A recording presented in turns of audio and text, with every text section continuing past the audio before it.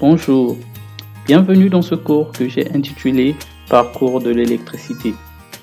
À travers ce cours, je vais vous parler du cheminement de l'électricité depuis la production de celle-ci, où je parlerai des différents processus de production. Ensuite, nous verrons le transport de l'électricité depuis les sites de production jusqu'aux postes sources. Et enfin, nous parlerons de la distribution de l'énergie où elle est consommée. À travers ce cours, je ne rentrerai pas dans les détails car des cours sont prévus dans l'avenir pour parler en profondeur de chaque étape de ce parcours.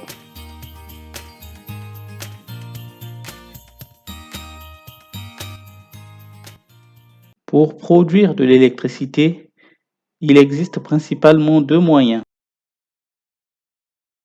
En premier, nous avons la production par turbo-alternateur. C'est un système qui transforme l'énergie mécanique en énergie électrique. Pour ce faire, nous avons besoin d'une turbine et d'un alternateur. Nous rencontrons ce genre de système dans les centrales nucléaires, dans les barrages hydroélectriques, dans les parcs éoliens, mais également dans d'autres types de production comme les centrales thermiques et autres. Ensuite, on trouve la production par rayonnement. C'est un système qui utilise l'énergie du soleil et qui est transformé en électricité grâce à des matériaux spécifiques.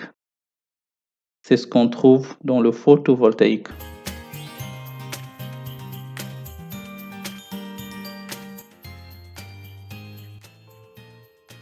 Essayons de voir au plus près le fonctionnement de ce système.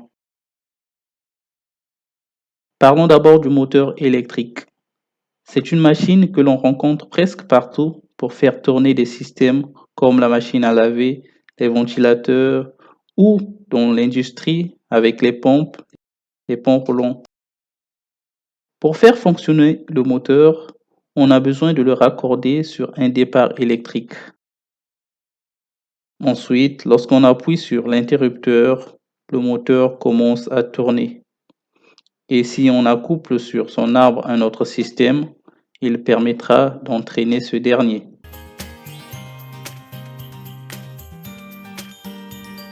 Après avoir vu le fonctionnement du moteur, revenons à ce qui nous concerne, c'est-à-dire l'alternateur. Considérons le même équipement qui est le moteur. Au lieu de le brancher à l'électricité, on placera une manivelle sur son arbre.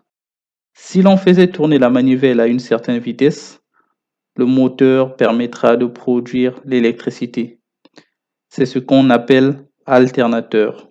C'est le fonctionnement inverse du moteur. Alors, à la place de la manivelle, on mettra ce qu'on appelle la turbine. Nous avons enfin notre système turbo-alternateur.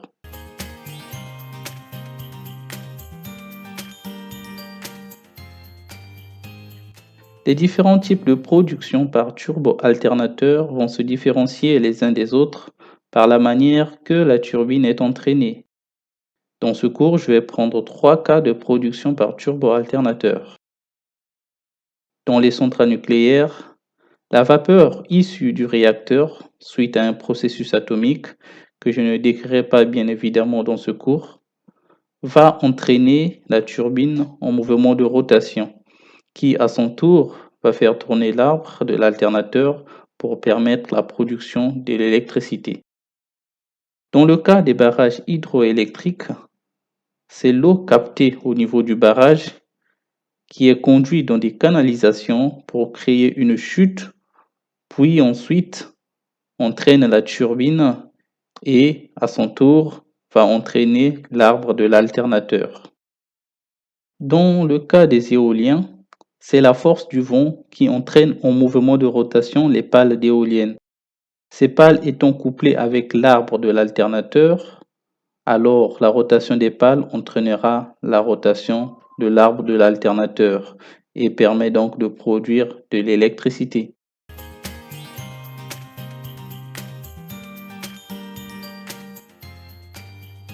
Dans cette partie, nous verrons brièvement comment produit-on l'électricité à partir des panneaux solaires. Faisons d'abord un rappel sur les bases de l'optique. Nous avons d'un côté une source lumineuse qui est dans notre cas le Soleil, et de l'autre côté, nous avons un corps solide. Lorsque la lumière frappe ce corps, il y a trois phénomènes qui peuvent se produire en fonction de la constitution de ce corps. Soit le corps va réfléchir les rayons lumineux, c'est le cas d'un miroir, soit les rayons vont traverser, par exemple lorsque nous avons un verre transparent. Enfin, il peut y avoir l'absorption des rayons lumineux, c'est-à-dire la lumière pénètre dans l'objet et n'en ressort pas.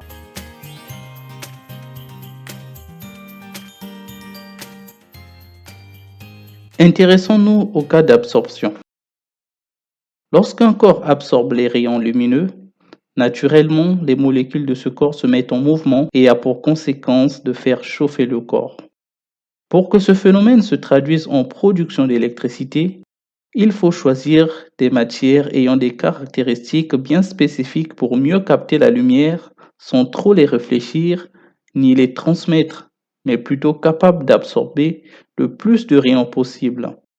C'est pourquoi une cellule photovoltaïque est fabriquée à base des semi-conducteurs essentiellement faits du silicium.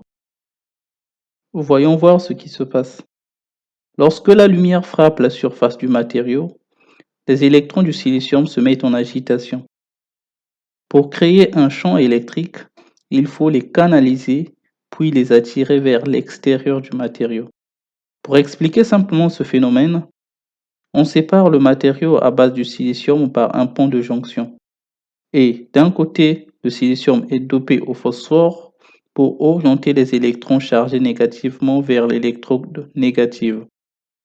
Et on va doper le silicium de l'autre côté au bord pour attirer les électrons chargés positivement vers l'électrode positive.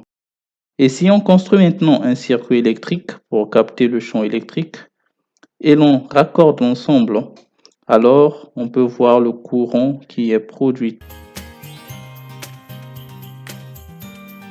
Nous sommes maintenant à la fin de cette partie concernant la production de l'électricité.